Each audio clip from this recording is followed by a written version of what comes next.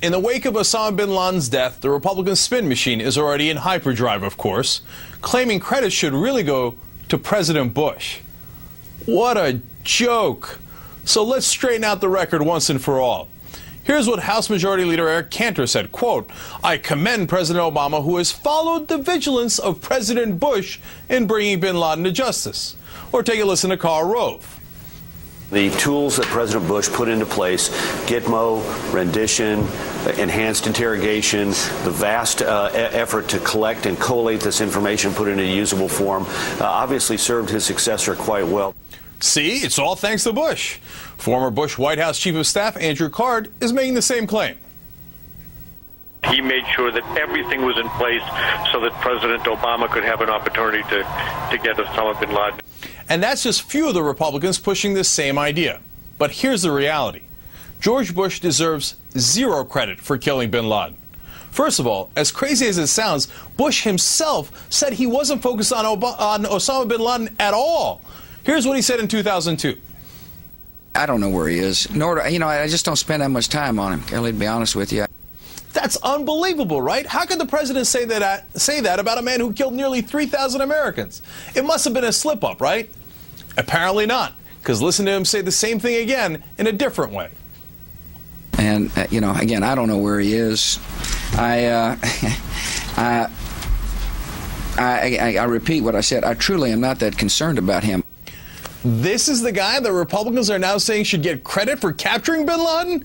The guy who said he wasn't concerned at all? Come on. And if you don't want to take Bush just at his word, then take a look at his record.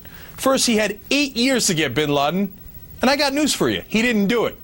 To make excuses afterwards is just sad. But the details are even more damning.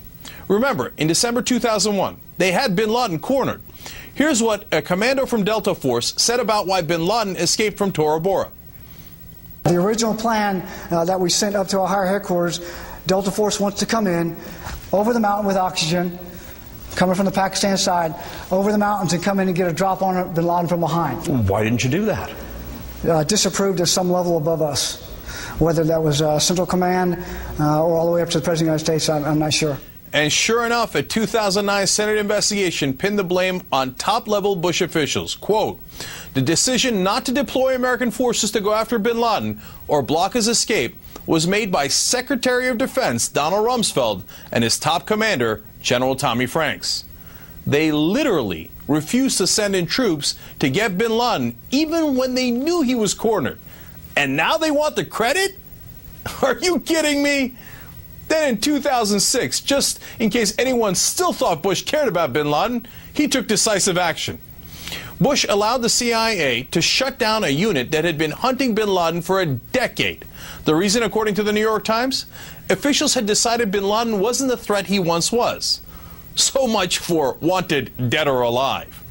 That same year, Bush hammered home the point, explaining that a massive hunt for bin Laden didn't square with his military strategy. Quote, "This thing about let's put 100,000 of our special forces stomping through Pakistan in order to find bin Laden is just simply not the strategy that will work."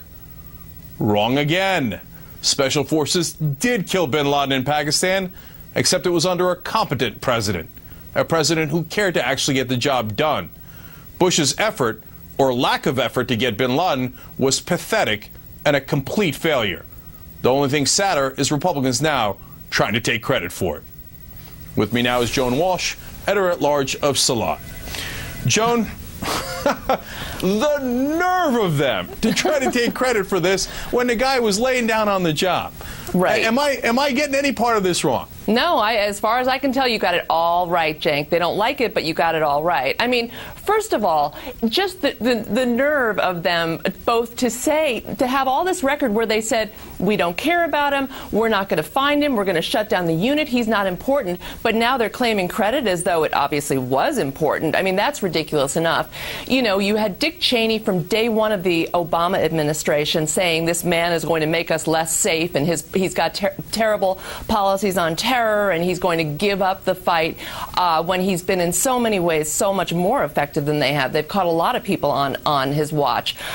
So, you know, the lies don't end. And Karl Rove is very proud of enhanced interrogation. But, you know, today even Donald Rumsfeld came out and said that had nothing to do with the information that they got. So, you know, when you've got Rumsfeld admitting that, it's a pretty dark day for Republicans. You know, we're going to talk about that a little later in the program, too, but they're stretching, because what do they have? I mean, look, I don't present just my opinions on the show. We just showed you all the facts. We just showed Bush himself saying, I don't care. I don't want to get, you know, he didn't say I don't want to get bin Laden, but you heard the tape. He said, I am unconcerned, right? Right. So and then my question is, he doesn't matter anymore. So, Joan, why was that? Why did he say over and over again, I'm not concerned about getting bin Laden? That seems like a crazy thing to say, even if you thought it. You know, it's not that crazy to me. If you think about the sort of psychology of George W. Bush, he's a guy who, if he can't do it, if he can't get it right, he'll act like it's not worth doing. We saw that over and over. And so I think, you know, maybe he felt bad, maybe he didn't, but they were failing so miserably, it was easy for him to kind of just shrug it off. Well, I don't, you know, we're not doing it. I don't care about it. Remember when he couldn't think of one mistake he'd made, you know, at a press conference midway through his presidency? It's like he had this amazing capacity of denial, basically. So I think that, I don't know if he was telling the truth, but I think that this was a common psychological trait that he had, to just shrug off things that he wasn't doing well and say they didn't matter. Yeah, it reminds me of a kid who doesn't do his math homework because he's too late, and they say, I don't really care about math anyway. Who cares about math? It doesn't matter. It doesn't matter. Yeah, I know. Exactly. So the thing is, though, Joan, if you let him get away with it, they wind up just repeating this over and over and over again, which they will. You'll see. I mean, they will go on the warpath saying it was Bush, it was Bush, it was Bush, until, unfortunately, some of the media starts saying, oh, was it Bush? I don't know. I guess they should both get it. And of course, one of the things they'll do is they'll say, Joan, you shouldn't politicize this. Right, right. We're the ones politicizing it when they're the ones saying this.